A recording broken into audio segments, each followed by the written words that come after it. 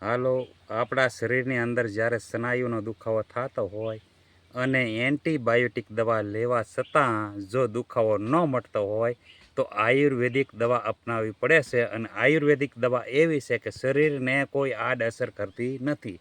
જ્યારે એન્ટીબાયોટિક દવા લેવાથી અને સ્ટીરોઇડ પીવાથી કિડની ઉપર, ફેફસા ઉપર, હૃદય ઉપર નુકસાન કરે છે, પણ આયુર્વેદિક દવા લેવાથી કોઈ શરીરને આડઅસર કરતી નથી. અને આ વનસ્પતિનું નામ છે પારિજાત, ઝાડનું નામ છે.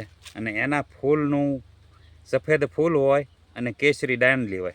ને આ પારિજાતના ઝાડવાના 5 થી 7 પાન લઈ લેવાના અને 200 ગ્રામ પાણીમાં ઉકાળવાના છે. અને 50 ગ્રામ પાણી રહે ત્યારે એ પાણી પીવાનું છે. અને 15 દિવસનો કોર્સ કરવાથી સ્નાયુનો દુખાવો, ગોઠણના દુખાવા મટે છે.